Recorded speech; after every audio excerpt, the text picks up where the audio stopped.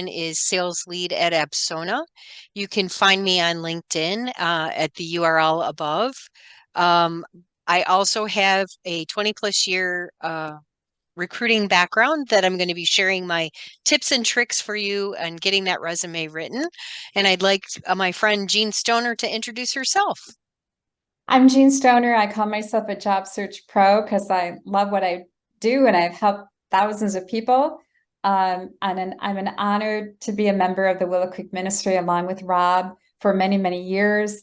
I love this presentation that Rob's going to share with you because it's a game changer for your success. Writing an achievement-based resume is going to help you get a great new job, writing a good cover letter and having a well-edited resume. So Rob, I look forward to your presentation. Thank you. Okay, all right, so I just want to take 1 second and recap that if you have not watched video one, we highly recommend that you do because it gives you the foundation. And Jean did a great job explaining the foundation of your resume and how it should be laid out, etc. I am going to be building specifically on that experience part. And so we're going to start with what we call cars. So what is a car? Let's figure that out first. So, what was the challenge you faced? What was the action you took? And what was the result that you achieved? What we're doing with your resume is we're actually building your story on the resume for the recruiter who, remember, in our first video, we talked about how long do they get to scan a resume, Jean? What was it? 6 seconds. Yeah, yeah. So you have my attention for exactly 6 seconds. So you want to make sure that whatever you're telling me is super important. So things that you can incorporate into your challenge action result, you could talk about industry, and then it's going to help you with your resume, your networking, and this is really preparing you for that behavioral based interviewing. So go ahead. So let's talk about cars and accomplishment statements. Cars are achievement-based, resume-focused stories.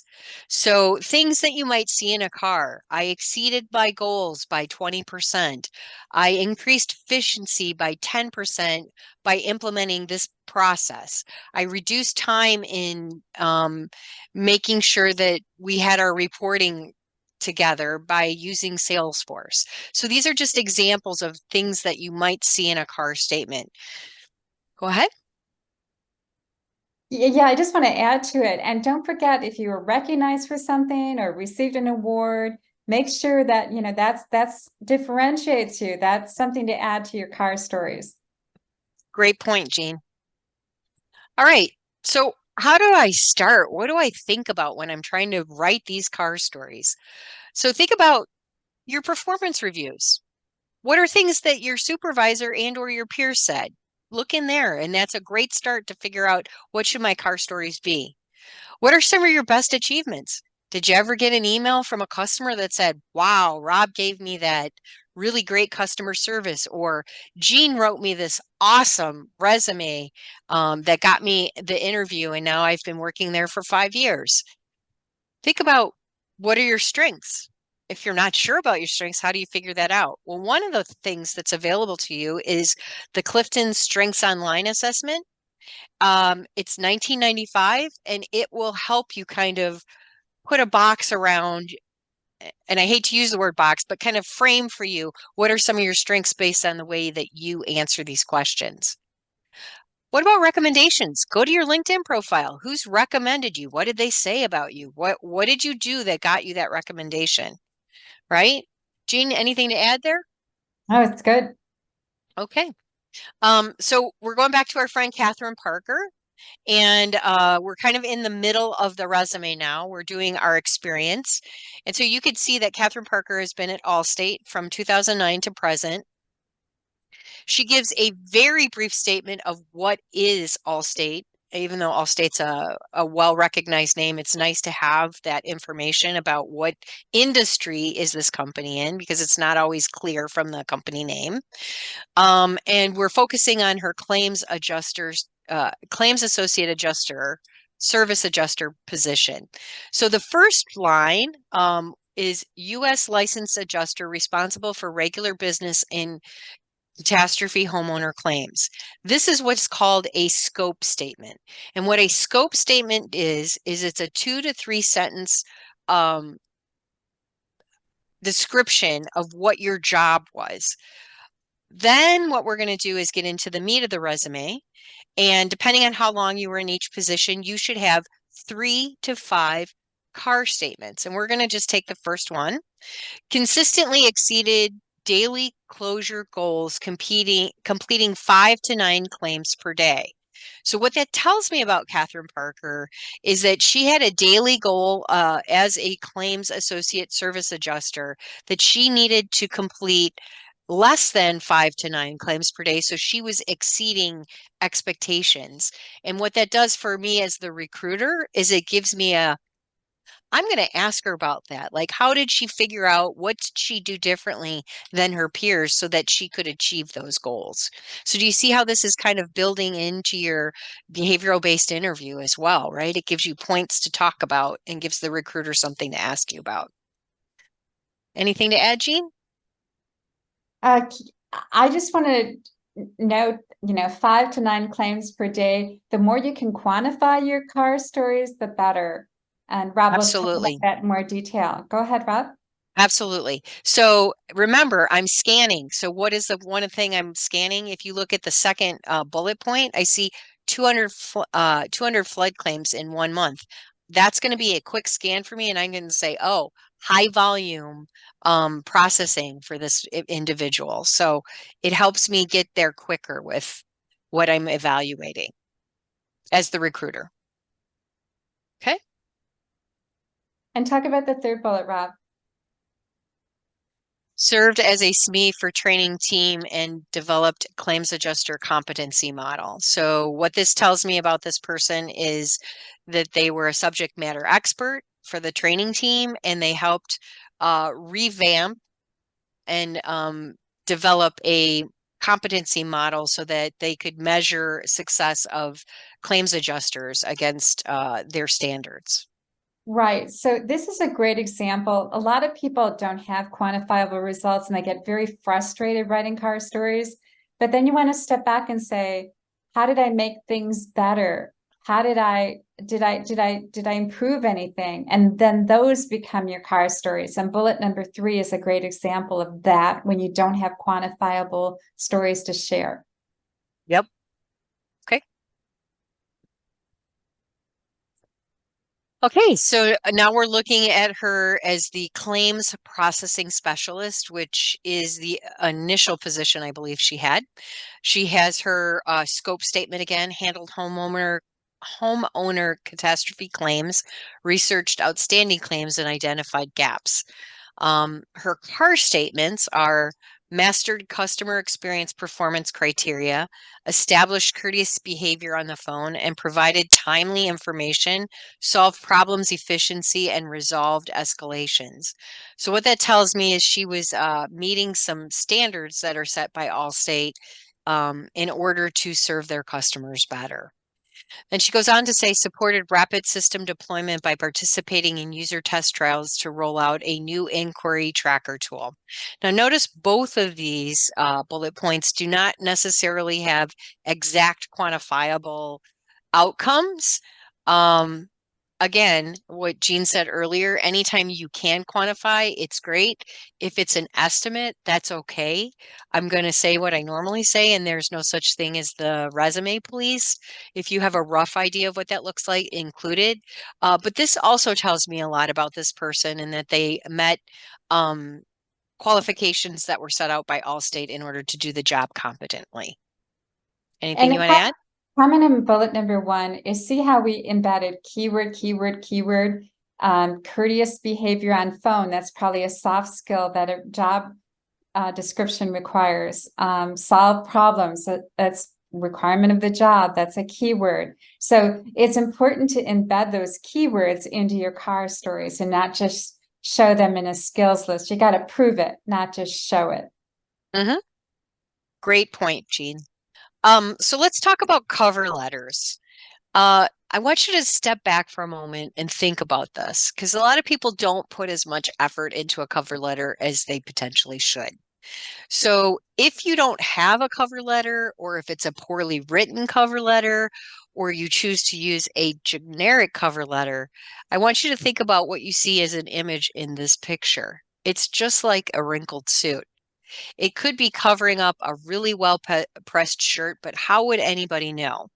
And one of the things I can tell you about cover letters is it's one more opportunity to differentiate yourself and put yourself outside of the pack by giving you an option to highlight some sort of skill set or something about you that makes you unique and qualified for the position you're applying for. Oops. So, this is from the Society of Human Resource Management, and it just kind of puts the punctuation on why cover letters are so important. They surveyed over 600 human resource professionals and learned that 76% of human resource professionals will eliminate a candidate based on the quality of the cover letter. And 43% view the cover letter as being as equally important as the resume. So don't take those for granted.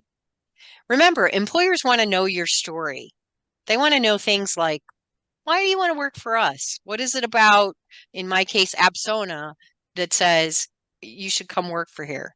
Why are you qualified, or how are you qualified? Help me draw the lines, because especially if you're one of those career transitioners, what did you have in your old job that makes you qualified for the new job? And will you be a good fit? Do you know anything about our company culture? Did you do some research? Is there something about your personality and our company culture that you can marry for me that I can help draw the line and see that you would be a great fit? Anything else we should add? It's good. No? Okay. All right. Now I'm going to jump on that Chat GPT bandwagon with Jean because this is such a cool tool for us. So maybe you're stuck and you're like, I don't know what to write in this cover letter. So go to ChatGPT, open a chat box, use this slide, and put in this information, and it will help you draft a very rough draft of a cover letter for you that you can easily personalize and add to, but it gives you the writing prompts. And Jean, I think you had another suggestion on this too, right? So yeah, so if you've never used ChatGPT, go have some fun. Okay, go open up ChatGPT. It's free. Put that job description in the chat box. So think about like putting the job description in Google, but in this case, you're in ChatGPT. You're in an artificial intelligence tool. Below that, what you're going to do is you're going to copy the words in this slide, and you're going to, that's your prompt. That's what you put into ChatGPT. In addition, you paste in your resume. And what it's going to produce for you is a cover letter that it's going to be really helpful. It's going to be 70% of the writing you're going to be able to reuse. And you just need to tweak it a little bit for, your message, your stories. But give it a try. It should be very helpful. And she's right, it is fun. I use it for work a lot.